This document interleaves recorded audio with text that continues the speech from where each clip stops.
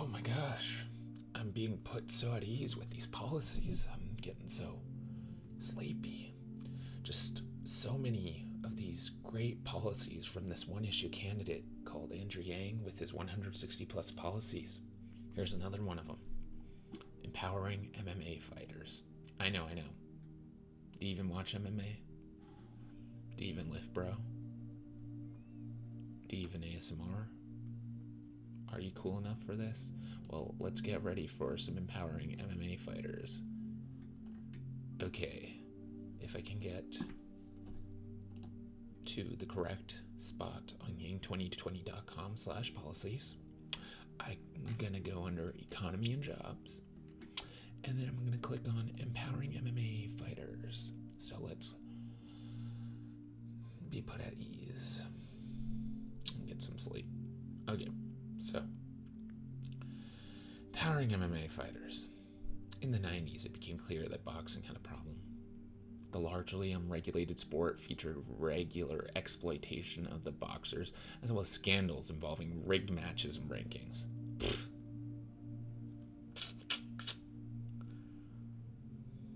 Anyways, Congress stepped in and passed the Ali Act in order to combat the worst of these problems. I'm sure the Ali Act was named after a famous musician named Michael Jordan.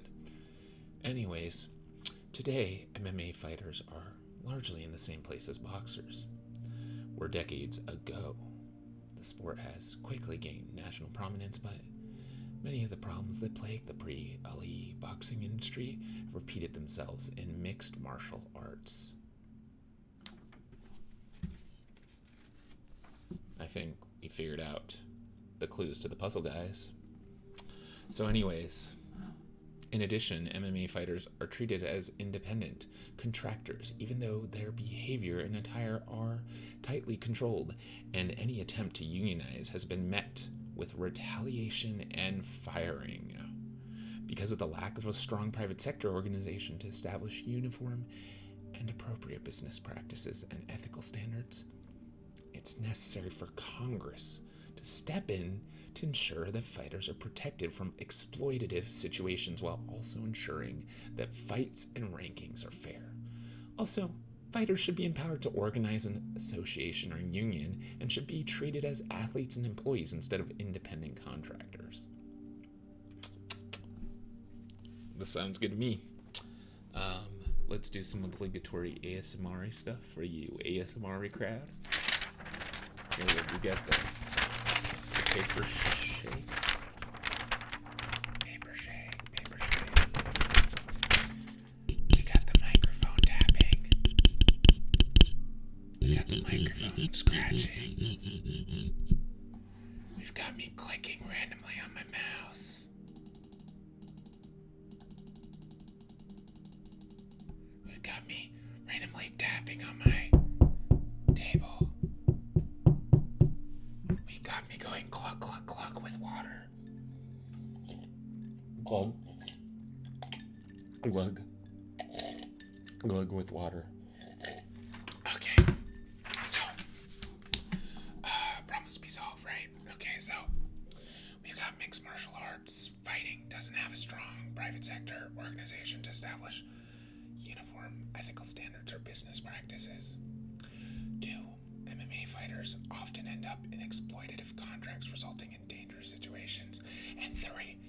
Any attempts to unionize or organize have been met with firing or retaliation. See Leslie Smith. So mixed martial arts are among the most highly trained athletes in a dangerous sport, and the UFC is a multi-billion-dollar business with a broadcast partnership with ESPN. Meanwhile, fighters are left fighting for pennies on the dollar. They receive only 10 to 15% of revenues versus 50% with other sports. And they live by arbitrary rankings and are fired if they breathe the word union. We should apply the Ali Act to MMA and enable fighters to organize and unionize. It will be good for the sport long term by attracting higher level athletes and giving the fighters more opportunities to train for more sustainable careers.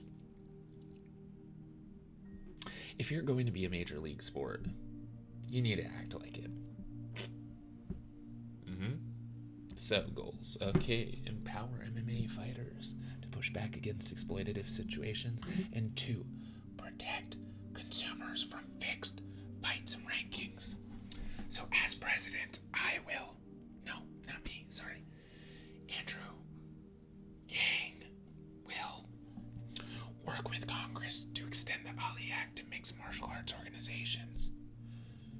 2, have the National Labor Relations Board treat MMA fighters as athletes and employees as opposed to independent contractors as consistent with the law. And 3, empower MMA fighters to organize into an association or union. And 4, point out the hypocrisy of William Morris Endeavor, whose celebrity clients are now shareholders of the UFC. Conan O'Brien, Mark Wahlberg, Ben Affleck, Cam Newton, while it engages in union-busting activities to exploit MMA fighters. At the same time, those clients are the enormous beneficiaries of union membership in their respective industries. So, guys, are you put at ease by this policy? If not, well, I'm not going to even say if not, because you definitely are. But if you want to learn more, go to yang2020.com, or you can go to yAngSMR.com for more of this stellar reading voice. I learned to read probably when I was 25 years old. So you can too. If you're smart like me, you can learn to read, and you can read using the hashtag yAngSMR, and you can do an even better version of this than me, because why am I the yAngSMR.com guy when you could be the yAngSMR guy or girl or cat or dolphin or gerbil or German gerbil or French fry? Okay, so anyways, yAngSMR.com. Good night, guys.